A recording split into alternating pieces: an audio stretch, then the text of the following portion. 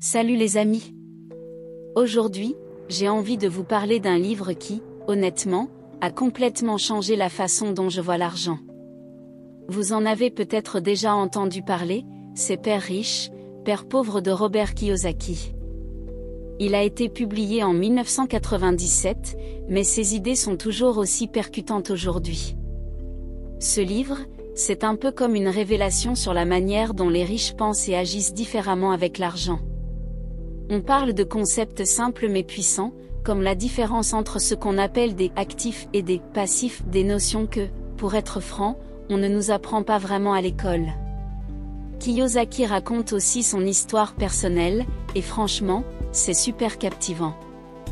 Il nous explique comment il a grandi avec deux figures paternelles, son père biologique, qu'il appelle le père pauvre, et le père de son meilleur ami, le père riche.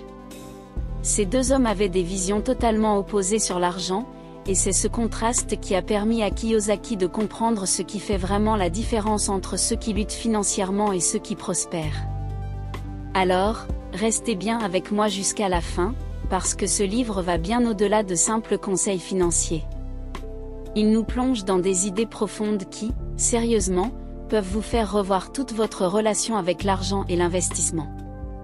Je vais vous partager les meilleures pépites, celles qui vous donneront envie de reprendre votre vie financière en main, de manière simple et pratique.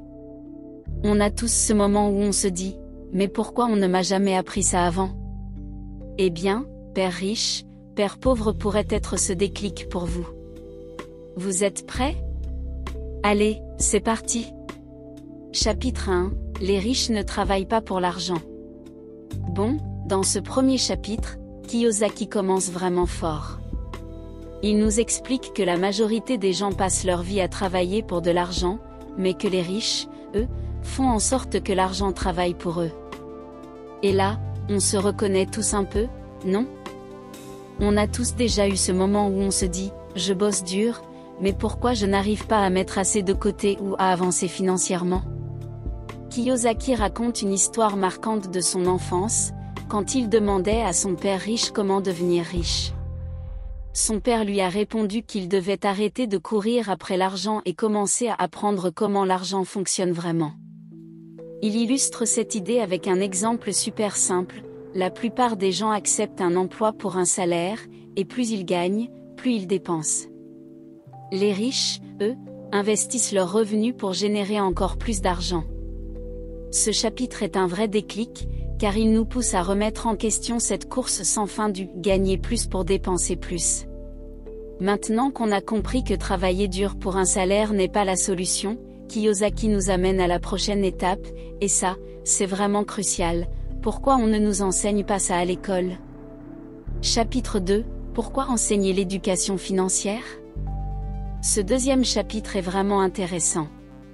Kiyosaki nous explique que l'une des grandes erreurs du système éducatif, c'est qu'on ne nous enseigne pas comment gérer l'argent. On nous apprend à devenir de bons employés, mais pas comment devenir financièrement indépendant. Et là, on ne peut qu'être d'accord, non?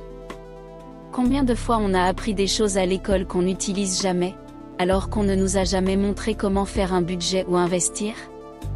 Il insiste sur l'importance de l'éducation financière dès le plus jeune âge. Par exemple, il parle de la différence entre les actifs et les passifs. Les actifs, c'est tout ce qui met de l'argent dans notre poche, comme des investissements, des biens immobiliers, etc. Les passifs, c'est l'inverse, tout ce qui fait sortir de l'argent, comme une maison ou une voiture qui coûte cher à entretenir. C'est une distinction clé qui nous montre que beaucoup de gens pensent qu'ils investissent, alors qu'ils accumulent en réalité des passifs. Donc, maintenant qu'on sait pourquoi l'éducation financière est indispensable, Kiyosaki nous plonge dans l'essentiel, apprendre à reconnaître les actifs et les passifs, et surtout, comment les gérer pour être sur la bonne voie. Chapitre 3, veillez à la bonne gestion de votre entreprise. Ce troisième chapitre va encore plus loin en nous montrant comment gérer notre vie financière comme si c'était une entreprise. Il utilise une super analogie pour nous aider à comprendre, on doit se voir comme des entrepreneurs, même si on n'a pas notre propre boîte. Le but, Accumuler des actifs et limiter les passifs, un peu comme si on gérait notre propre entreprise personnelle. Un exemple marquant dans ce chapitre, c'est quand Kiyosaki parle des gens qui dépensent leur argent pour des maisons ou des voitures, pensant qu'ils investissent, alors qu'en réalité, c'est bien coûte plus qu'ils ne rapportent. La solution qu'il propose, c'est d'investir dans des actifs qui génèrent des revenus passifs, comme l'immobilier, les actions ou les entreprises. Ça peut paraître évident, mais quand on y réfléchit, combien de gens autour de nous font ça? Pas tant que ça, en fait. Maintenant qu'on sait gérer nos finances comme une entreprise, Kiyosaki va nous montrer comment les riches utilisent des stratégies pour encore plus réduire leurs dépenses et maximiser leurs revenus, et ça, c'est fascinant. Chapitre 4, l'histoire des impôts et la puissance des entreprises. Alors là, Kiyosaki commence à rentrer dans le vif du sujet, il nous explique comment les riches utilisent le système fiscal à leur avantage. Ce chapitre pourrait te faire réfléchir 2 fois la prochaine fois que tu fais ta déclaration d'impôt. En gros, il nous raconte comment les impôts ont été initialement créés pour taxer les riches, mais comment ce sont finalement les classes moyennes qui se retrouvent à payer le plus. Il montre que les riches, eux, utilisent des structures comme les entreprises pour réduire leurs impôts et protéger leur argent. Un exemple qu'il donne, c'est comment les entreprises peuvent déduire leurs dépenses avant de payer des impôts, alors que les salariés doivent payer leurs impôts en premier, puis dépenser ce qui reste. Ça semble technique, mais c'est super important à comprendre si tu veux savoir comment garder plus d'argent dans ta poche. En résumé, les riches trouvent des moyens légaux de minimiser leurs impôts, et l'une des meilleures façons de le faire, c'est d'investir via des entreprises. Après nous avoir montré comment les riches utilisent le système fiscal à leur avantage, Kiyosaki nous amène à une autre idée essentielle. Les riches ne se contentent pas d'attendre des opportunités, ils les créent. Et ça, c'est vraiment puissant. Chapitre 5, les riches inventent de l'argent. Ce chapitre est vraiment l'un des plus inspirants du livre. Kiyosaki nous explique que les riches ne se contentent pas d'attendre que les opportunités d'investissement tombent du ciel, ils les inventent. Et là, il nous pousse vraiment à sortir de notre zone de confort. Plutôt que de se dire « je n'ai pas d'argent pour investir », il nous encourage à nous poser la question « comment puis-je créer une opportunité à partir de rien ?» Ça change complètement la donne, non? Il illustre cette idée avec un exemple concret. Il raconte comment il a investi dans un bien immobilier qui semblait, au départ, ne rien valoir. Mais avec un peu de recherche et de créativité, il a réussi à transformer cette propriété en un investissement lucratif. Ce n'est pas juste une question d'argent, c'est une question de mentalité. Les riches trouvent des solutions là où d'autres voient des problèmes. Maintenant qu'on a compris que la créativité et l'audace jouent un rôle clé dans l'enrichissement, Kiyosaki nous invite à réfléchir à nos compétences et à nos connaissances. Et surtout, pourquoi il est essentiel de travailler pour apprendre, pas seulement pour gagner de l'argent. Chapitre 6, travailler pour apprendre, pas pour l'argent. Ce chapitre résonne particulièrement bien, parce qu'on a tous, à un moment donné, pris un job juste pour payer les factures. Mais Kiyosaki nous encourage à voir les choses différemment. Il dit que, si on veut vraiment réussir, il faut travailler pour apprendre, pas seulement pour gagner un salaire. Ça veut dire prendre des jobs qui nous permettent de développer de nouvelles compétences, même si ça ne paie pas beaucoup au début. C'est une sorte d'investissement en soi. Il parle de son propre parcours, où il a pris un emploi mal payé chez Xerox uniquement pour apprendre à vendre. Il savait que s'il maîtrisait la vente, cette compétence lui servirait toute sa vie, bien plus que le salaire de base. En gros, il nous dit qu'il vaut mieux accumuler des compétences précieuses que de courir après le premier salaire attractif. Maintenant que tu sais qu'il vaut mieux apprendre que simplement gagner de l'argent, la prochaine étape est de surmonter les obstacles qui t'empêchent d'avancer. Et c'est exactement ce que Kiyosaki nous enseigne dans le chapitre suivant, où il parle des principales barrières qui se dressent entre nous et la richesse. Chapitre 7, surmonter les obstacles. Bon, dans ce chapitre, Kiyosaki nous met face à quelque chose qu'on connaît tous, les obstacles qui nous empêchent de réussir financièrement. Il en parle de manière super claire. Selon lui, les principaux obstacles sont la peur, le cynisme, la paresse, les mauvaises habitudes et l'arrogance. Ça te parle, non? Qui n'a jamais eu peur de perdre de l'argent en investissant ou en démarrant un projet? La peur, c'est l'un des freins les plus puissants. Kiyosaki dit que les riches n'ont pas moins peur, ils ont juste appris à ne pas se laisser paralyser par elles. Ils prennent des risques calculés. Il raconte aussi que le cynisme, c'est cette petite voix qui te fait douter de tout, et si ça ne marchait pas, et si je perdais tout. Mais il nous rappelle qu'il faut avancer malgré tout, en se basant sur des faits et des connaissances, pas sur des peurs irrationnelles. Ce que j'aime dans ce chapitre, c'est qu'il te pousse à réfléchir à tes propres blocages. Chacun de nous a ces moments où on préfère rester dans notre zone de confort, plutôt que de tenter quelque chose de nouveau, et c'est là que Kiyosaki te secoue un peu.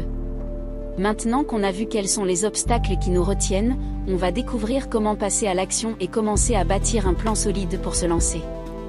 Parce que, sans action, toutes ces idées restent juste de belles théories. Chapitre 8, Commencer. Alors là, Kiyosaki ne mâche pas ses mots, il te dit que tout ce qu'il a partagé jusqu'ici ne vaut rien si tu n'agis pas.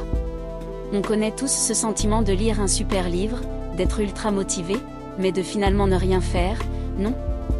Ici, il te pousse à passer de la théorie à la pratique.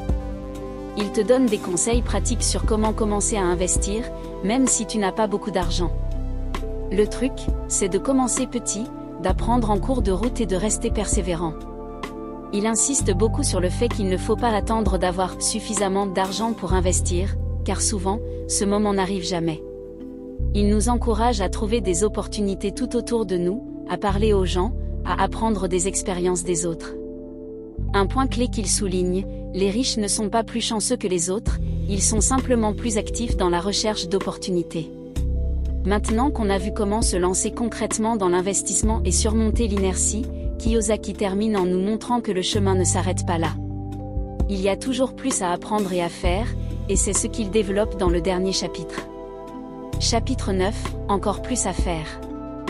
Dans ce dernier chapitre, Kiyosaki termine sur une note motivante. Il nous rappelle qu'apprendre à être riche, ce n'est pas une destination, c'est un voyage. Même une fois qu'on a atteint un certain niveau de confort financier, il y a toujours plus à découvrir, plus à faire, plus à investir. Il partage l'idée que la richesse, ce n'est pas seulement de l'argent, c'est aussi le savoir, les expériences et les relations qu'on construit tout au long de la vie. Il parle de la manière dont il continue lui-même à apprendre, à se former et à chercher de nouvelles façons de faire croître ses actifs. Il encourage à ne jamais se reposer sur ses lauriers et à voir la vie comme une série d'opportunités à saisir.